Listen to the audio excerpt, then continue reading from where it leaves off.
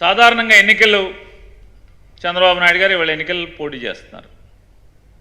జగన్మోహన్ రెడ్డి గారు 5 ఏళ్ల అధికారాన్ని నడిపి తను చెప్పిన ప్రతి హామీని అమలు చేశానటువంటి ఆత్మస్థైర్యంతో ఆయన ప్రజల్లోకి వెళ్తున్నారు.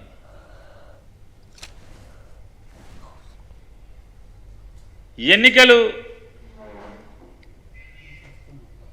ప్రస్తుతం ఉన్నటువంటి ప్రభుత్వం యొక్క పనితీరు మీద జరగకూడదు అనేటువంటి దుష్ట పన్నాగం ఈనాడు రామోజీరావు, ఆంధ్రజ్యోతి రాధాకృష్ణ, చంద్రబాబు నాయుడు, అట్లాగే పవన్ కళ్యాణ్ గారు, వీళ్ళ నలుగురు దుష్ట పన్నాగం పన్నినట్టుగా మనకు అర్థమవుతుంది.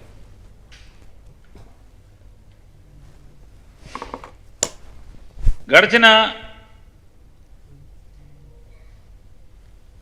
3-4 సంవత్సరాలుగా ఈ నలుగురు పోకడల్ని మనం గమనిస్తే జగన్మోహన్ రెడ్డి గారి మీద దాడి ఏ రకంగా చేస్తూ వచ్చారు. జగన్మోహన్ రెడ్డి గారి ప్రభుత్వం వాలంటీర్ల వ్యవస్థ చేపట్టింది, వాలంటీర్ల వ్యవస్థను ఏర్పాటు చేసింది. అది చాలా దుర్మార్గమైన వ్యవస్థని, అదొక పెద్ద మాఫియా అని, వాలంటీర్లు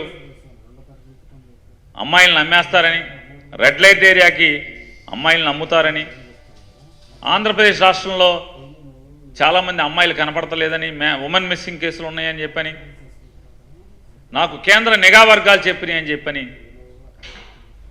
దుష్ప్రచారం చేశారు. ఈ సంచులు మోసే వాలంటీర్లు మధ్యాహ్నం ఇంటి దగ్గర మగవాళ్ళు లేని సమయంలో తలుపులు కొడతారు, ఆడవాళ్ళను లోపరుచుకుంటారని నారా చంద్రబాబు నాయుడు మాట్లాడాడు. అతి నీచంగా ఈనాడు, ఆంధ్రజ్యోతి ఈ వాలంటీర్ల వ్యవస్థ మీద ఆర్టికల్స్ రాసినాయి. కానీ ప్రజల్లో జగన్మోహన్ రెడ్డి గారి యొక్క ప్రభుత్వం ఏర్పాటు చేసినటువంటి ఈ వాలంటీర్ల వ్యవస్థ గురించి ఇంత కూడా నమ్మకం వదలలేదు. పిసరంతా కూడా వారి హృదయంలో